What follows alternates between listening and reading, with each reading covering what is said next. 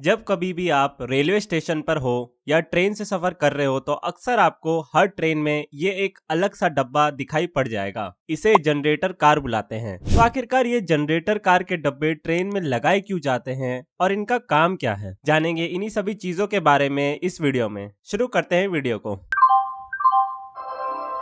Simple words में बताऊं तो ये जनरेटर कार्स पूरी ट्रेन में पावर सप्लाई प्रदान करते हैं, चाहे वो फैंस चलाना हो, लाइट्स हो, चार्जिंग पॉइंट्स हो या फिर एसी को पावर सप्लाई देनी हो। इन सभी कामों के लिए जनरेटर कार्स इस्तेमाल होता है। इन जनरेटर कार्स के अंदर का नजारा देखते हैं तो इसमें 2 डीजी सेट के जनरेटर लगे होते हैं। हाँ, ये वही जनरेटर है जो बड़े बड़े मॉल्स और होटल्स में होते हैं। ट्रेन चलने से पहले इन बड़े बड़े टैंक्स में डीजल डाल दिया जाता है, जिससे पूरी जर्नी के दौरान ट्रेन को पावर सप्लाई मिलती रहे।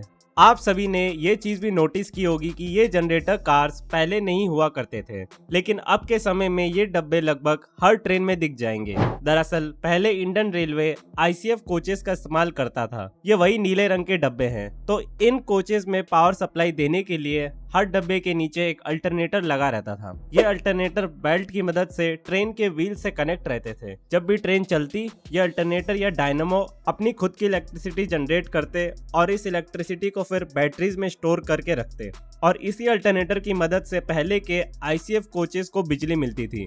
लेकिन आईसीएफ कोचेस भारी थे, बहुत सारी तकनीकी दिक्कतें थी, तो इसी चलते फिर इंडियन रेलवे ने नए एलएचबी कोचेस को निकाला। ये डब्बे हल्के थे, सुरक्षित थे और इनमें डिस्क ब्रेक भी थे। लेकिन इन एलएचबी कोचेस के नीचे इतनी जगह मौजूद नहीं थी कि अल्टरनेटर को भी लगाया जा सके और इसी कारणवश इंडियन रेलवे को इन एलएचबी कोचेस वाली ट्रेन में एक आगे और एक पीछे 2 जनरेटर कार्स लगाने पड़े। समय के साथ एसी कोचेस की संख्या भी काफी बढ़ी और ये एसी कोचेस सबसे भारी होते हैं। जनरेटर कार की मदद से एसी कोचेस को इनफ पावर सप्लाई मिलने के साथ कोचेस का वजन भी कम हुआ और एक्सल पर लगने वाला लोड भी।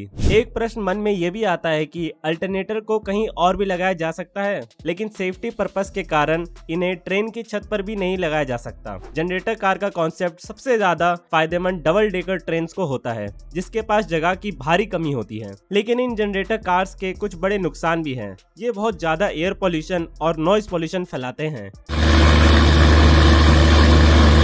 डीजल के इस्तेमाल के कारण इन्हें चलाना महंगा होता है और साथ में ये 2 डिब्बों की जगह और ले लेते हैं। इस प्रॉब्लम को सुलझाने के लिए इंडियन रेलवे एचओजी टेक्नोलॉजी का इस्तेमाल करने लग गई है। इस टेक्नोलॉजी में pantograph directly overhead power line से बिजली लेकर कोचेज में पहुंचा देता है। इस टेक्नोलॉजी से प्रदूषण कम होता है और साथ ही साथ ट्रेन की रनिंग कॉस्ट भी। इंडियन रेलवे धीरे धीरे सारे जनरेटर कार्स को हटाने में लगी है, जिससे कि इन जनरेटर कार से होने वाली प्रॉब्लम सॉल्व हो सके। तो आज के वीडियो में इतना ही। आशा करता हूँ आपको ये सारी जानकारी पसंद आई होगी। सब्सक्राइब करके जरूर जाइएगा। जय हिंद।